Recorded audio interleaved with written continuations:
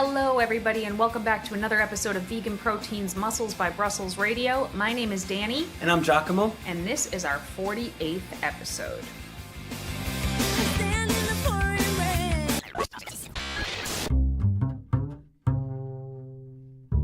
Getting closer to the big 5-0. You know, I don't know how I feel about, like, our whole atmosphere has changed. We usually record in your office.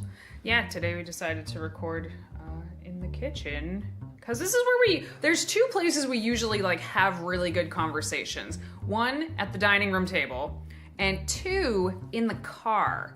And we've actually talked about recording some of our long drive conversations about fitness and the fitness industry because honest to God, those are the best conversations that we have.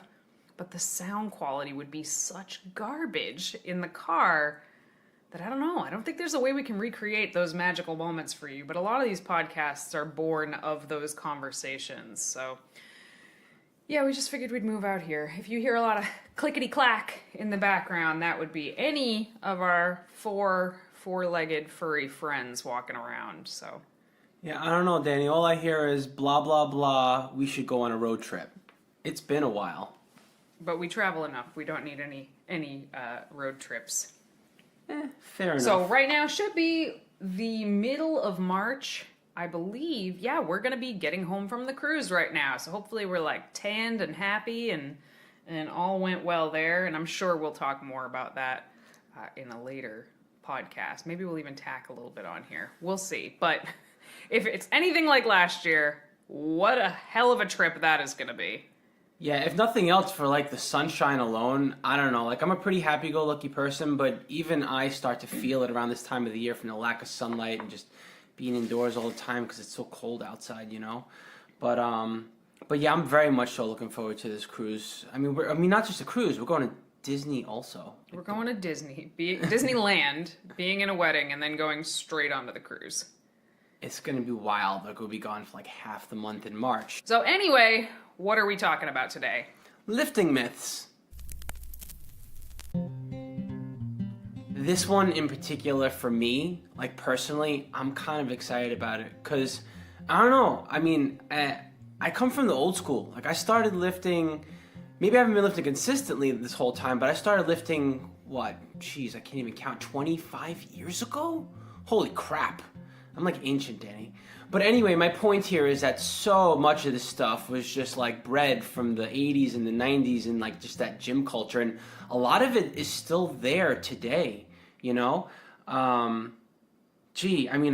just dig right into it. One of my favorites, and I distinctly remember this as a kid in high school, you know, everyone was always like, well, you can only train one body part a day because this body part takes X amount of days to recover, and so you have to let your muscles fully recover before you train again. And even to this day, you know, I hear people say like, well, I'm only going to train my chest once a week, and I'm only going to train my arms once a week because if I allow my muscles a chance to fully recover, they're going to grow as much as possible. But really, when you think about this, it's a means to an end in regards to how much volume you can get in for the week, right? So I mean, yes, there's also a limit to how much volume you should get in for the week for each body part. And obviously this will change over time as you become more advanced with your lifting. Bottom line is to limit yourself to only lifting one time per week per body part. It just doesn't make sense. I don't even think it's so much though you have to only lift a body part one time per week, as much as I hear people say, well, I can't train my legs again because they're still sore. And I think that we have this idea, this is another lifting myth, it kind of builds on top of yours though, that soreness is indicative of anything except soreness. So a lot of people think like, oh, I'm sore, so I'm not recovered. And that is probably not true. Or I'm not sore, so I didn't get a good workout. And that's definitely not true. But soreness isn't really indicative that you can or can't train a body part again. Now, there's a difference between like a little sore and a I can barely walk sore. If it's an I can barely walk sore, then you're probably not recovered yet, and you probably shouldn't necessarily train a body part again. But if you're like a little bit sore and it's time to train that body part again, that's totally okay. And like Giacomo said, the number of times that you train your body really just has to do with how much total volume your goal is to get in for the week and how you decide to split that up. So for some people, maybe training their body, a certain body part hard one time a week makes sense for them in that moment. That doesn't mean that that's like the be all end all. Eventually they could take that same, let's say, intense leg day and split it up into 2 shorter leg days, but you're able to get more work done on each day, as opposed to if you cram all of it onto one day. Maybe your first few exercises are super strong, but by the end of the workout, you're just like hobbling through because those body parts are spent. But if you take that same workout and split it up into 2 days, you're able to give 100% to both days, thus getting more quality volume in over the week and hitting your legs twice instead of once, which it stands to reason would result in more muscle gains in that body part. I think another thing to consider is, what is your age as a lifter? How many years have you been lifting? And it would stand to reason that the more you do something, the more efficient your body becomes at whatever it is that you're doing. The more adaptable you become and the faster you recover from whatever it is that you do. So when it comes to lifting, right? Like say you've been training for 3 years. Maybe the first couple weeks you stepped into the gym, you hit your legs, you were sore the entire week, right? 6 months later, you hit your legs, you're sore for like 2-3 days. 3 years later, you hit your legs and maybe you're only sore for 24 hours.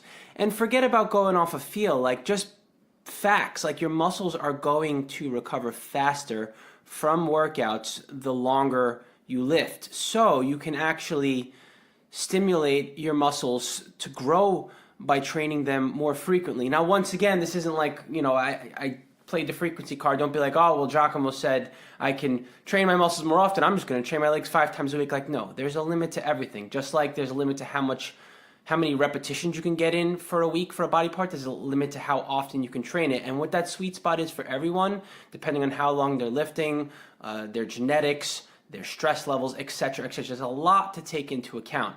But I guess my point here is that you can play around with frequency, and the longer you're training, I think the more flexibility there is to play around with frequency.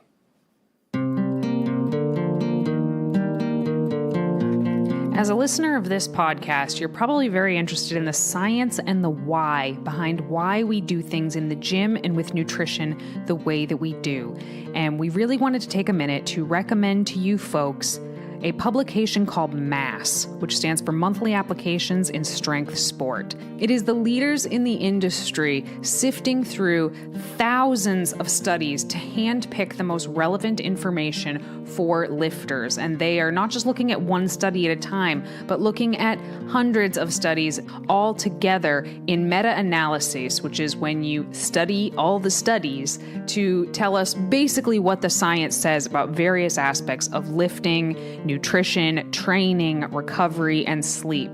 So if you're tired of wasting time reading a dozen of conflicting opinions about every facet of training and nutrition, but you don't have 40 free hours a month to keep up with the research for yourself, and you're serious about learning how to optimize your training, nutrition, and recovery practices for the best results, MASS is the best investment that you can make. So it is one of my personal secret weapons of keeping up with the industry. If it's something you would like to check out, you can swipe down on this podcast if you're listening on iTunes and click episode notes, and there's a link right there to check it out, or you can go to bit.ly/VPMass to check out Monthly Applications in Strength Sport.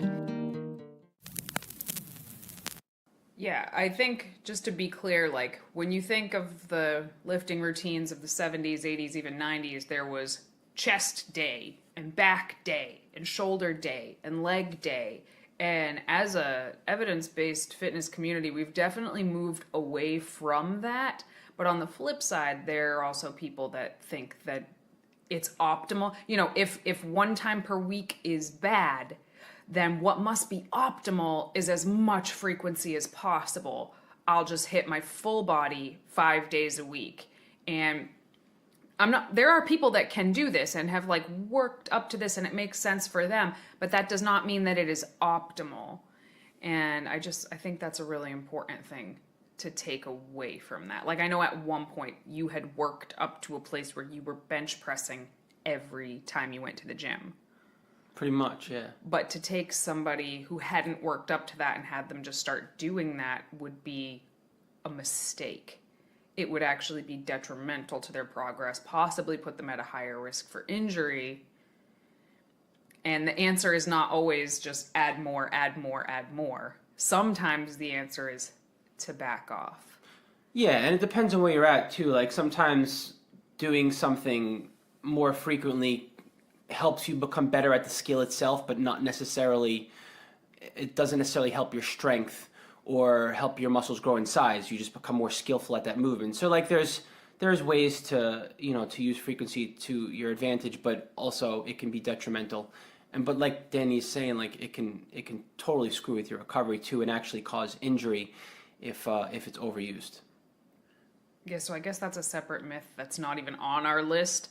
Just the myth that if you're stuck with something, like stuck with a 1 rep max or stuck with a certain muscle not growing enough, that the answer is, well, this isn't working, I have to do more.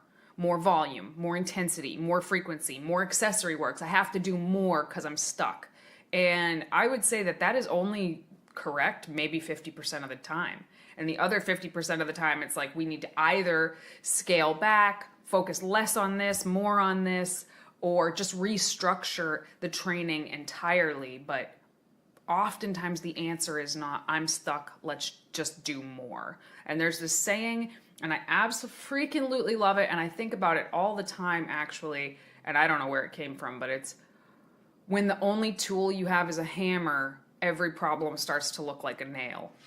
And I think that this is definitely true of fitness and nutrition. Like if you only know one way to do things, and that's the only thing that you can apply to any problem that you have, you're not going to get very far. I do have one request though. Can we keep International Chest Day on Monday? Absolutely not. All right, what's the next one? Ooh, almost fell over there. So 𝐬𝐿𝐫𝐿 had this one on his list, and it's basically myths about training abs and your core. Go ahead, explain more about this. I mean, there's so much to pick apart here. I think people are obsessed with the six-pack, and naturally they think to themselves, well, if I want the six-pack, I got to keep training my abs. And I guess like the one part of this that I really want to dig into is how people become so obsessed with training abs that they wind up overdeveloping their core. And then eventually they move away from it thinking to themselves, well, I can't train abs because I'm going to have a thick waist. Well, man, this is such a tough one, because I think the myth that I thought you were going to say is things like deadlifts make your core too thick, squatting makes your core too thick. I don't personally find that to be true, actually, at all. I don't think any of the compound lifts make your core too thick, from what I have seen.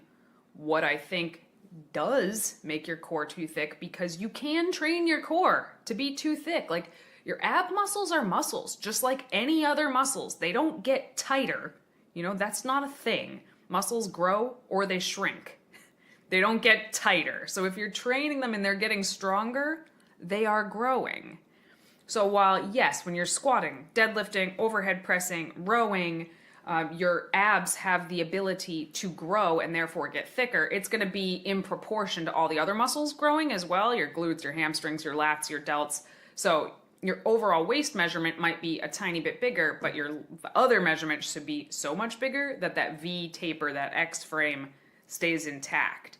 But there are ab-specific exercises that people go nuts doing. Side note, side bends holding a plate is, in my opinion, arguably the worst exercise that any physique competitor could ever do. Why? Why would you want to specifically grow your obliques? Why? Like, I'm not saying having strong obliques is not good, but again, in proportion to all other body parts, side bends with a dumbbell or with a plate, that is oblique hypertrophy work. That is literally just making your core bigger. Well, you're getting your QLT going on in that too. Yeah, but you get your QLT, you're getting your whole core, but you're specifically building up the muscles in the sides of your abs, which is going to give you less of a waist. Likewise, excessive amounts of cable crunches or Russian twists, again, excessive amounts will build up your core. And what I find is that women especially women train the ever-loving crap out of their core with like 1,000,000 different ab exercises. And then once we get them like really lean for a competition, they're all core. They have built their waists to be too thick. Stop. That is where I'm going with this. It's not, in my opinion, and we may butt heads a little bit here, and I think we kind of are. In my opinion, it's not the core training itself that is a problem. It's the fact that your athletes spend too much time training their core and not enough time training the rest of their body parts, because your core in relation to the rest of your body, like those muscles are not enormous. Like, yeah, they may change a little bit, and this could potentially make some sort of a little bit of difference in your shape on stage, but in reality, like if you're dedicating enough time to training your limbs, for example, and the rest of your damned body instead of just being a core maniac, you're going to have a relatively proportionate frame. You're going to have a relatively aesthetic look from head to toe. You're going to have that X frame. You're going to be developing. But when you stay obsessed with training your abs only and your core is distended because the other muscles haven't grown in proportion, that's when it becomes problematic, I think, in regards to the physique. I think we're 100% in agreement here. Okay. I'm pretty sure we're 100% in agreement. Training your core is fine, but you know, a lot of people will do an ab finisher every day. Are you doing a rear delt finisher every day? No, you're not. For some reason, people just think training your core to death is an okay thing to do, and what it results in is a very unbalanced physique. Like, hell yeah, you might have the core stability of a Greek god, that's wonderful, but if your goal is aesthetics and you want a small but strong waist, you have to train it in proportion to everything else, like Giacomo said. The irony is that a lot of people, when they get down to a low body fat percentage, they are so pissed off that their abdomen is much larger than they expected it to be. What do they want to do? I just need to train my core more. No! No! You don't. We peeled off the layer. We peeled off the layer of body fat with a diet. This is what you look like as a lean person. The answer is probably to chill the F out on training your core and to start eating enough and training everything else around it more. Step away from the captain's chair. You know, that being said, I definitely don't want to like instill the mindset that you shouldn't be training your core, because then we have the opposite, I think, also in the fitness world, where people brag about never training their abs and they just want to train everything else, and I honestly think that's a mistake. Yeah, I think it has to be somewhere in the middle, but you need to treat it like any other body part, where, you know, maybe you hit your shoulders twice a week. Okay, so maybe you should hit your abs like twice a week with a couple of exercises, you know? But I mean, granted, it's important to know that there is a ton of crossover. Anytime you're overhead pressing or squatting or deadlifting, you are training your core. So when people say, I never train my core, what they mean is they never do crunches. But I do think that some sort of crunching or leg raises or specific core training, I do think that it enhances the physique, but it needs to be applied intelligently to get the shape that a lot of people are after. All right, I have a huge myth here. Oh yeah? Huge.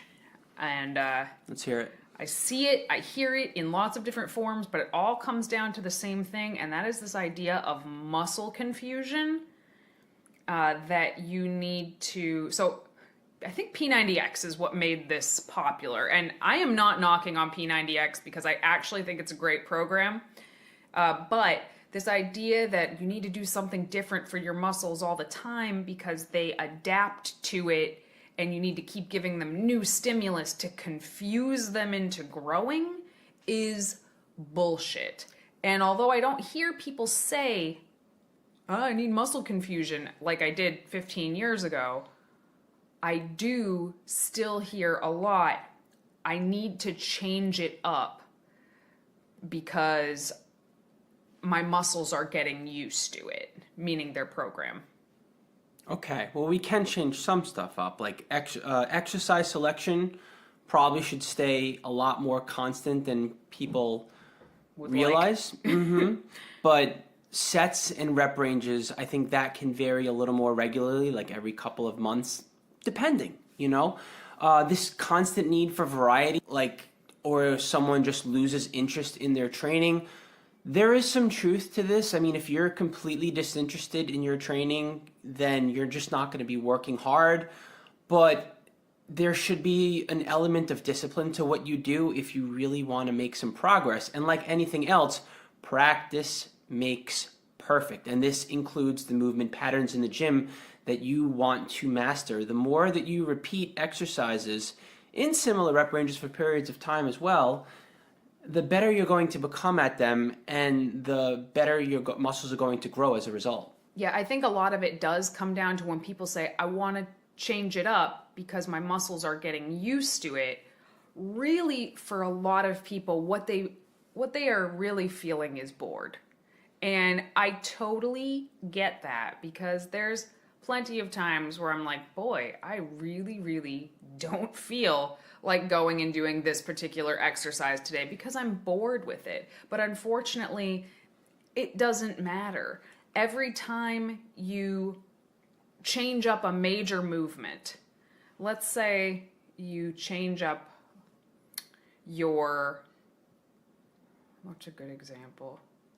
Let's say you don't feel like barbell back squatting today. Today, you feel like hack squatting. Well, if you've been barbell back squatting for 8 weeks and then you go and you hack squat, it's going to take at least a handful of sessions of hack squatting for you to get really neurologically adapted to that movement again and get good at it. So the amount of weight that you're able to do the first time you hack squat is going to, and likely should, pale in comparison to what you can do 3 weeks from now. Not because you're not as strong, like you've gained that much strength in 3 weeks, but because you've gained that much neuromuscular adaptation to the movement that you can then safely load more weight on it. But if you're changing stuff up every few weeks or even every month, in my opinion, then you are really slighting yourself weeks and weeks and weeks of progress every time you change a major movement. So with my clients, usually there is a little bit of a tough love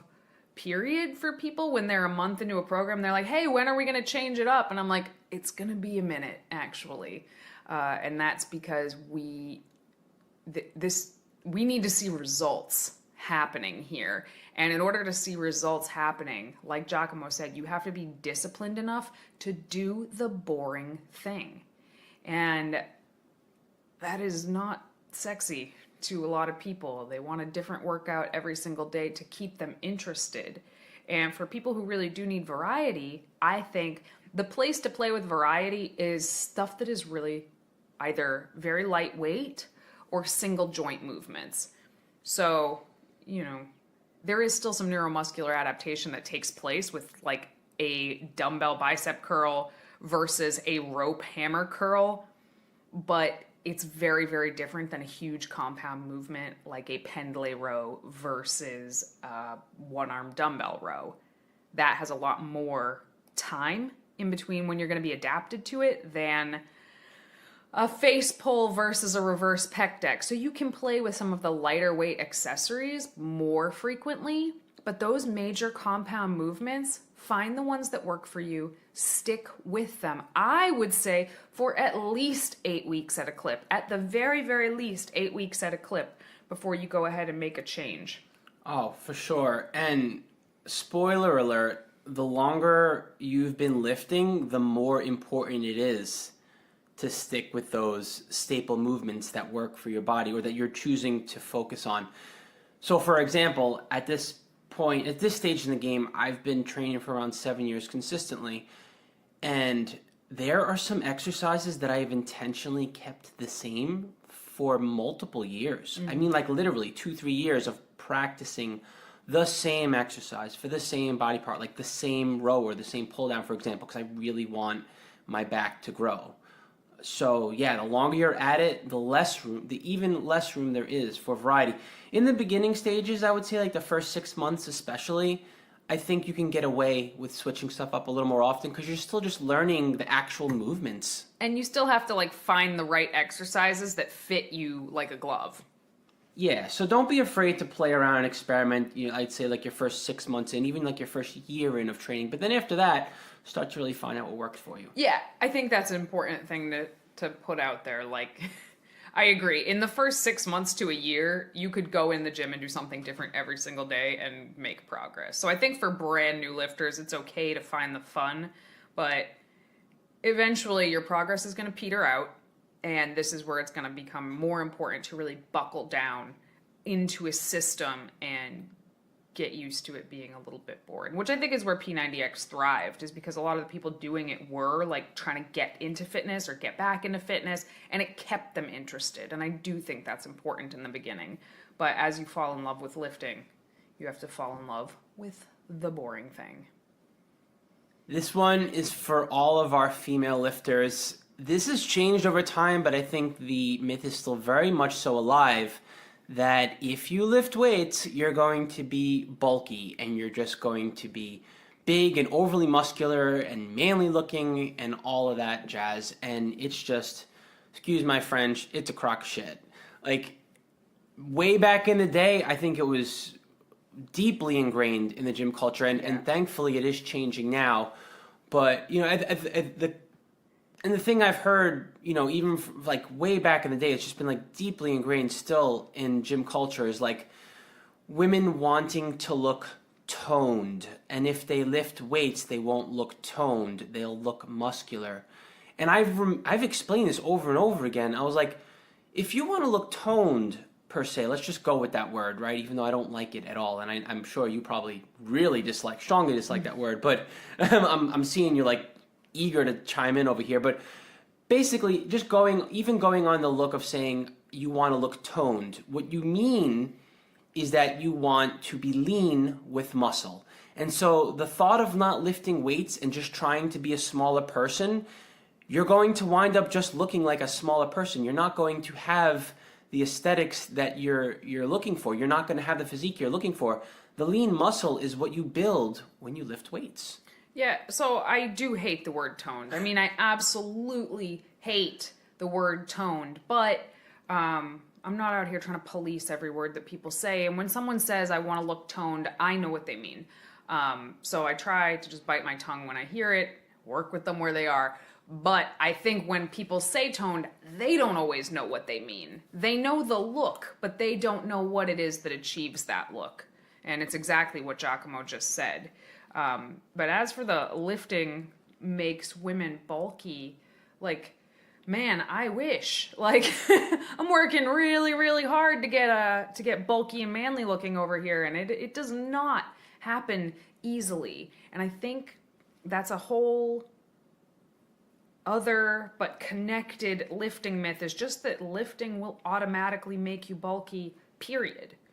Women or man, like you just start lifting and suddenly you have muscles, and it doesn't work that way. You have to be eating to support your goal. So if you're eating a certain number of calories and then you go start lifting weights, you'll build a little bit of muscle, but unless you continue to eat in a caloric surplus, your muscle gains are going to stop. You might still get stronger, but you won't get bigger. So even under optimal conditions, which I like to think that I am putting myself in an optimal condition more often than not, at best, at the absolute best, I could maybe hope to put on 3 pounds of muscle in a year.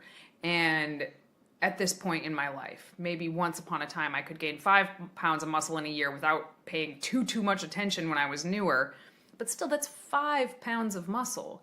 And if you essentially build 5 pounds of muscle and burn 5 pounds of fat, your weight is going to be the same, but aesthetically, physically, you're going to take up less space, not more.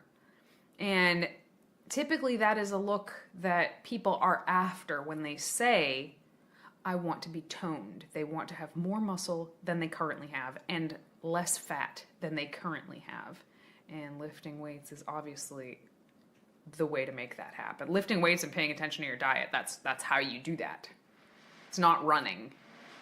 Yep, and even looks aside, I mean, why would anyone not want to have strong, healthy bones and muscle? Like, the older we get, we just start losing muscle. That's just what happens. That's the process of aging. And so it would, you know, you would want to build more muscle than you lose, and then eventually like just maintain a strong, healthy body. You want to be physically healthy for as long as you can, because as you get older and older, you just start to naturally lose muscle.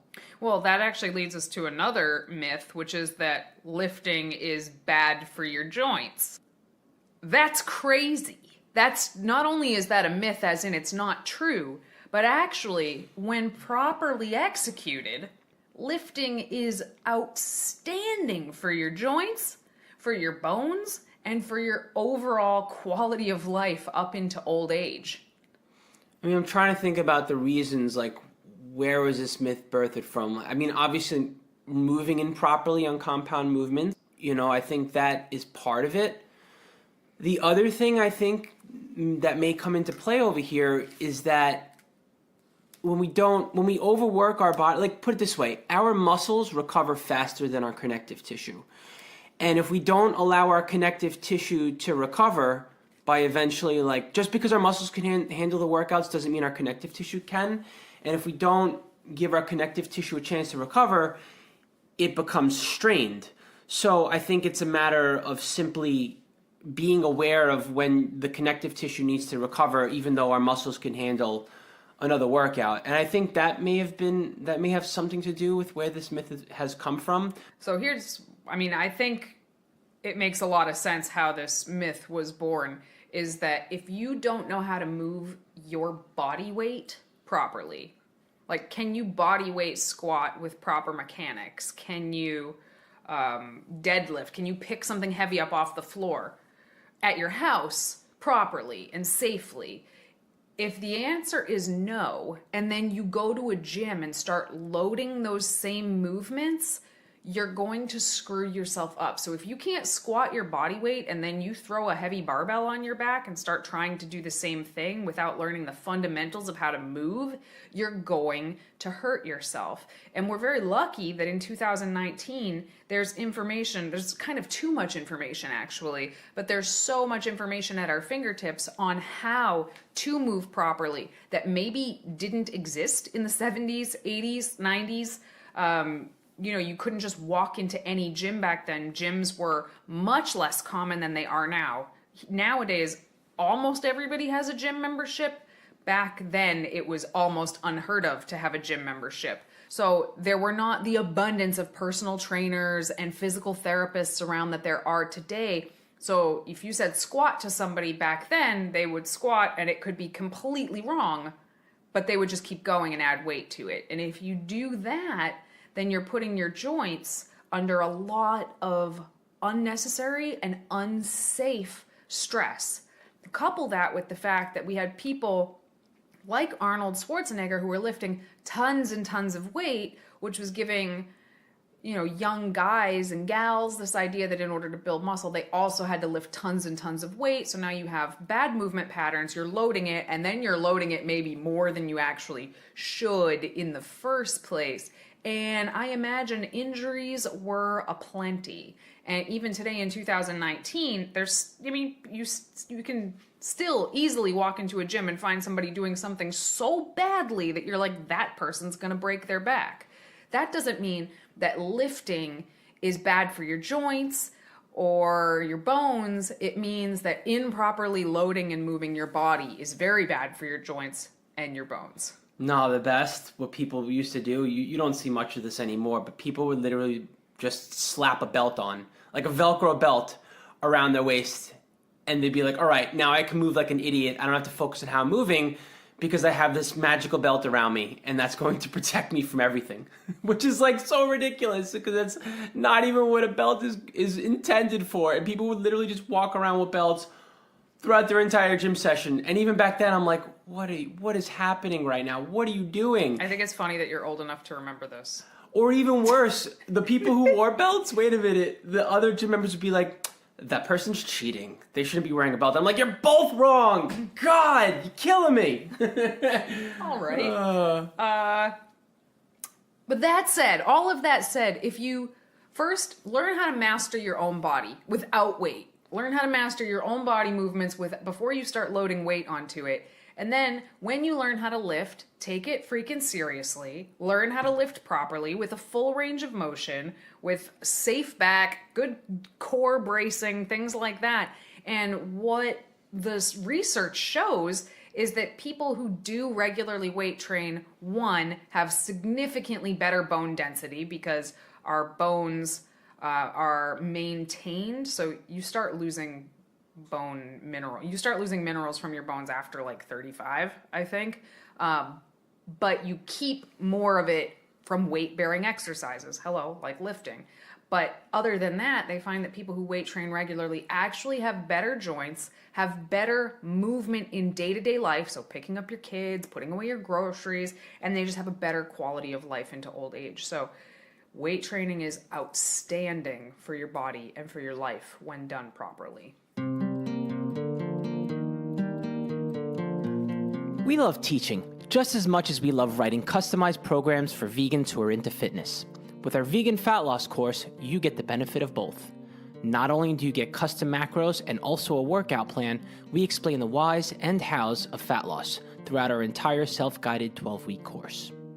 You will have monthly check-ins throughout the plan so that we can update and adjust your macros if needed to make sure you get the results you're looking for.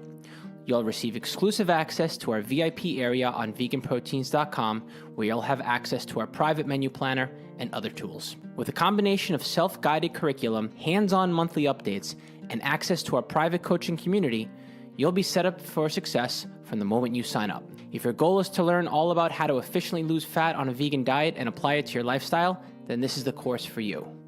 If you're interested in learning more about and signing up for our 12-week vegan fat loss course, you can visit veganproteins.com or use the link in our show notes.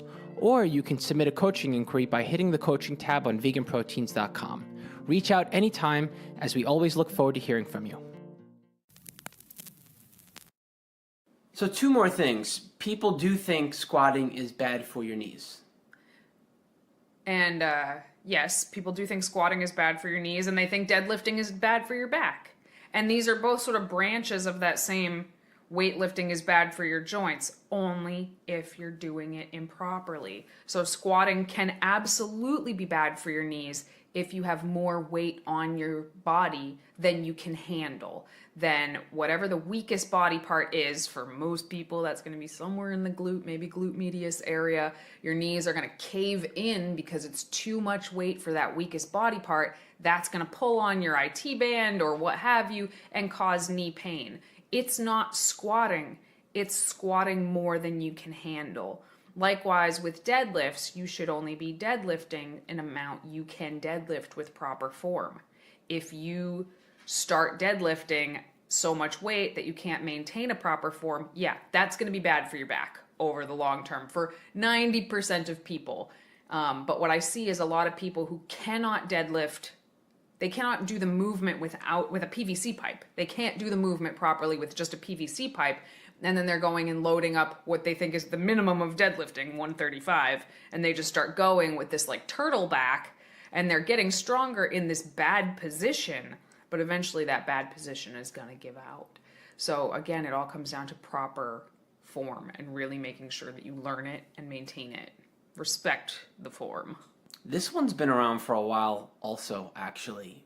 When you stop lifting, your muscle's just going to turn into fat. And I'm trying to wrap my head around this and think about why someone would think that. I think the myth was really birthed from, when someone stops lifting, but they're still eating as much as they were eating when they were lifting, they're going to wind up, their muscles will atrophy and they'll gain body fat. They'll be the same size essentially, and they'll look different. Like you might be the same body weight per se, but now you're thinking like, no, you can't turn, like muscle's always going to be muscle, body fat's always going to be body fat, and you can't like change, you can't turn one into the other. That's a ridiculous statement. Yeah, but I mean, for somebody who doesn't know, like you said, I can totally see why somebody would think that's what's happening, because that from the outside is kind of what it looks like is happening. So let's say you're weight training 5 times a week, you're eating 2,000 calories a day, and you've built a fair amount of muscle eating 2,000 calories a day, weight training 5 days a week. So let's say your workouts are burning like 300 calories a day, right? Now you, for some reason, have to stop training, but you keep eating 2,000 calories a day. Well, if we don't give our muscles the stimulus we need to keep them around, which is the weight training, you're going to start losing muscle. Now, if you're still eating 2,000 calories a day, but you're no longer burning that 300 calories a day in your workout, then you are now eating in excess of 300 calories a day. And as we know, we put on a pound of body fat by eating approximately 3,500 calories over maintenance. So every 12 days, roughly. Yeah, every 12 days or so, you would be gaining a pound of body fat by continuing to eat in that 2,000 calorie surplus, or that 2,000 calories per day. Likewise, you cannot turn fat into muscle. So I hear that one too. A lot of people are like, oh, I just need to turn this to muscle. And unfortunately, it doesn't really work like that. Now, if somebody is still in a place where they're thinking they can turn body fat into muscle or muscle into body fat, they're probably new enough that they could probably make some pretty sweet body composition changes, which will seem very much like they are turning fat into muscle, because they will be building muscle and losing body fat at the same time, which of course just perpetuates this myth, because then they're like, look, I turned my body fat into muscle, which they didn't. But eventually, again, progress will slow down or stop, and they will likely have to pick whether they want to either continue to build muscle or continue to burn body fat and cut down. But actually turning one type of tissue into another is not possible. I mean, I guess I'm thinking about this a little more, and muscle does contour the body as well, so I think that's something to consider. So you grow your muscles, right? And then whatever the body fat surrounding your muscles looks more aesthetic because the muscles are expanding your body to look a certain way physique-wise. So I think that's something important to consider also, is that when you have more muscle on your frame, you just, overall, your aesthetics improve. Even with the body fat that you have, it just sort of shapes it. All right, so the next myth, I guess myth is a little bit loose, but it's definitely not as black and white as a lot of people think it is this idea that there are rep ranges for power, rep range for strength, and a rep range for hypertrophy, and a rep range for muscular endurance, and that they are completely exclusive to one another. Not true at all. I think that no matter what your goal is, like even if you want to be a powerlifter, you should still find times to train above the 10 rep range, for example, like well above the 5 rep range. And inversely, say if you're an endurance athlete, I think you should still find times to be training in like a low 3 to 5 rep range. And a bodybuilder should be same thing, like training in all kinds of rep ranges. And the reason being is this: you want to stimulate your muscles you want to be stimulating your muscles in every possible way. When you train in a very low rep range, for example, it is very, very demanding.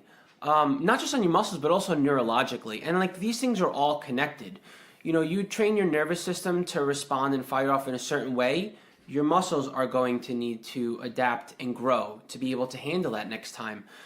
And you're also recruiting many muscle fibers when you train in a low rep range. Now that is not going to be a bad thing for hypertrophy. Think about it. Let's say you're doing like a set of 3 or a set of 5, and literally you have to recruit all of your muscle fibers just to be able to handle this. You have to be very demanding on your nervous system to be able to handle this. Now, why wouldn't you need to grow your muscles in order to be able to do that again?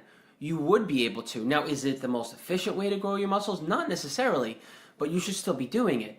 Obviously, getting a pump and training in a higher rep range is going to be good for hypertrophy, but that shouldn't be the only way you're training, for example. And say, let's go on this muscle growth is the most important thing for you, right? Because bodybuilding. You still want to be able to have better endurance with your muscles. So training in, say, like a 15 to 20 rep range is going to give you more muscular endurance. So in other words, training in all kinds of rep ranges make it so that wherever you spend the most of your time training in like a specific rep range, you're going to be better at it. You know what I mean? Yeah, and I think you kind of nailed it. So when I think about first of all, I think that hypertrophy and strength, most of the listeners of this podcast likely have hypertrophy goals, which is literally building new muscle tissue, and also strength goals. But I feel like strength and hypertrophy is a very chicken and egg scenario. Like, is it building strength that creates hypertrophy, or is it building muscle tissue that makes us stronger? The answer is actually that we don't know exactly, but if I'm looking at a power lifter whose main goal is to get stronger on their 1 rep max on these 3 specific lifts, okay, so based on this myth of power, strength, hypertrophy rep ranges, we would have them lifting in a 4 to 6 rep range every day. That's not practical for most people for the reasons Giacomo said. That is too tough on the joints. The joints are not going to recover as well. And also the amount of time that it would take to do, say, 10 sets of 4 would be astronomical. You would be in the gym for hours, as opposed to doing 4 sets of 10 at a slightly lighter weight. You'd be able to go a lot faster and it would be easier on the joints.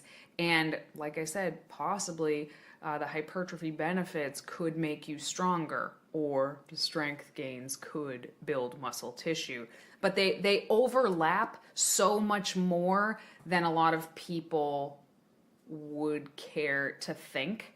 And I think that that's really, really important to know that, like, you will get stronger lifting in an 8+ rep range, and you will build muscle lifting in a sub 5 rep range. So I feel like we could easily make this into a multi-part episode. We could do lifting myths, we could do nutrition myths. If you guys have any specific ones you want to hear us talk about, or even just questions like, hey, is this a myth or is this not? Definitely feel free to let us know, because I think without making this a several hour long episode, we're going to stop the myths here and possibly do it in a later episode.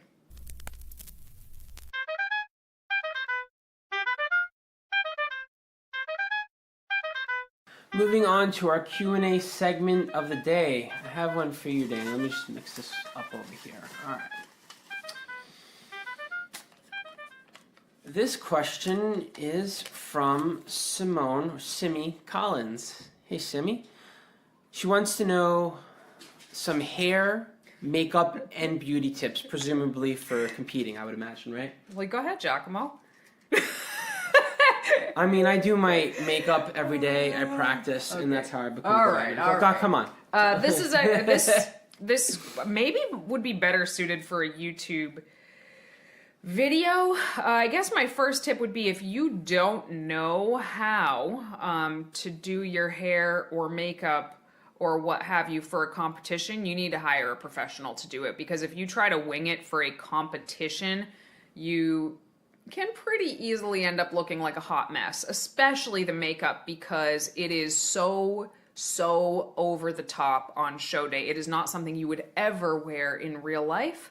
And your tan is so much darker than your natural skin color for a lot of people that you're going to have a really hard time matching your foundation to your skin color if you're Caucasian, because it's going to be a color you are not used to. The makeup borders on drag, like it borders on drag makeup. That said, if you do want to learn how to go about doing it, first of all, if this is...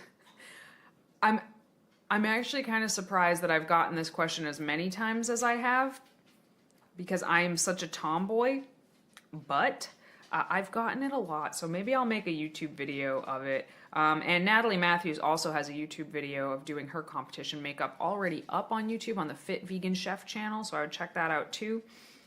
But both of us, we do our own makeup for stage, and yeah, I feel like this is a really tough one to get into. But I guess if I could give one tip, it would be practice to death. And if you're not sure if this is for you or not, and you don't want to invest a ton of money in makeup, because I mean, I spent like $300 on makeup for my competition season. That said, it saved me like $75 per competition to not have to get my makeup done. So it ended up saving me several $100s, and that makeup will last me for years. But you can use the e.l.f. brand, ELF. It's super, super cheap, and I believe it's all vegan now.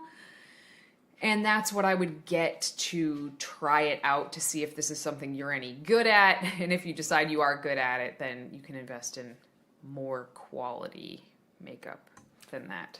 Well, I could chime in here with two things that I feel fall under the beauty category, and this applies to both male and female competitors. Step one, like skin prep. Skin prep is very important, and there's nothing worse than a tan that doesn't stick or that doesn't look good.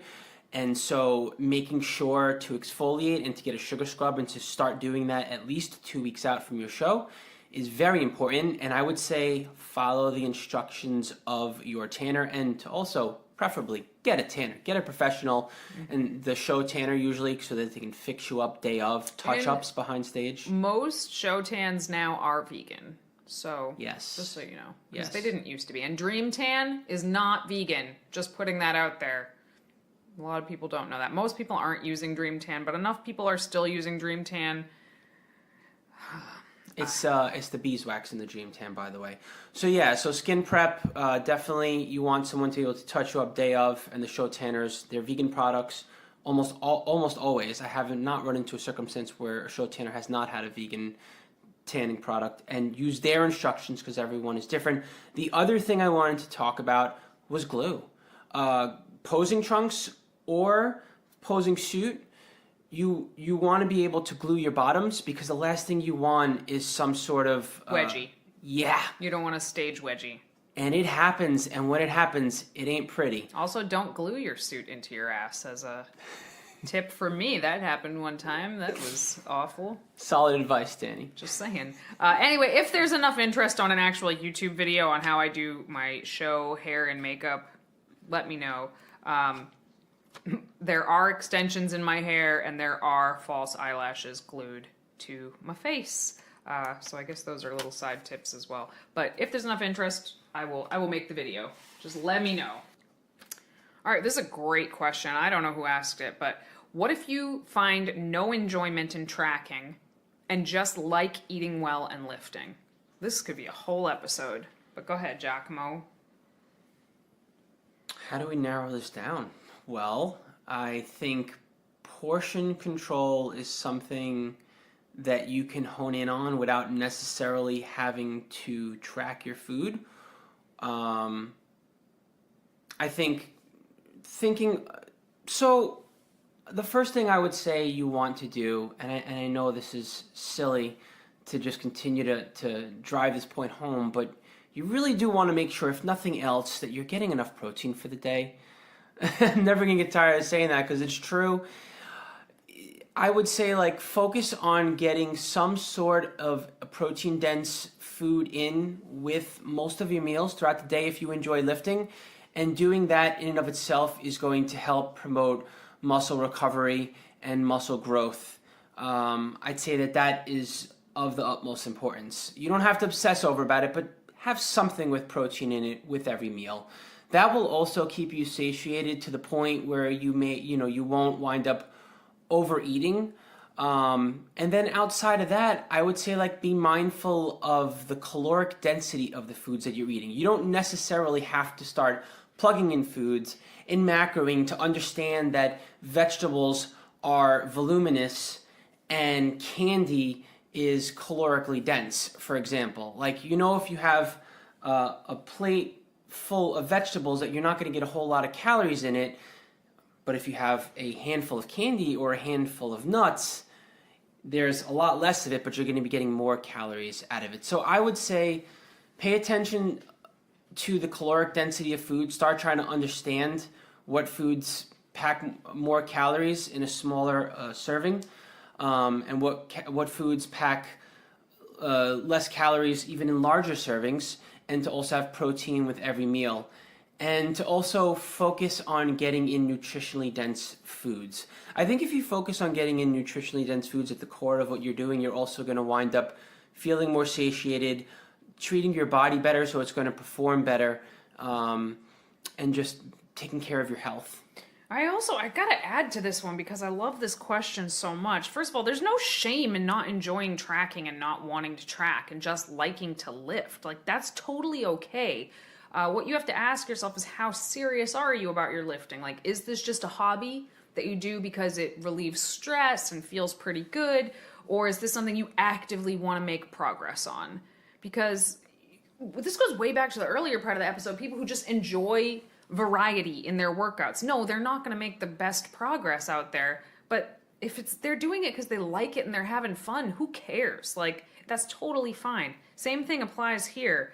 But if it is something that you want to make progress on, what I would say is, one, just take a week to see where you're at calorically, see where your macros tend to fall, so you have a rough idea. And then everything 𝐬𝐿𝐾𝐭 said after that. So if you do want to keep making progress, first just do like an inventory of where you're currently at with your nutrition. And then you can start paying attention to portion control, start paying attention to hunger and fullness cues, start paying attention to little things like, okay, I don't need to plug everything into MyFitnessPal, but I got to make sure I get 3 protein feedings in every single day. Then that works fine, and you will still see progress. It might not be as predictable or as linear as somebody who is tracking macros and making sure they're increasing in like the exact amounts or blah, blah, blah, but you will still see progress over time. It all adds up.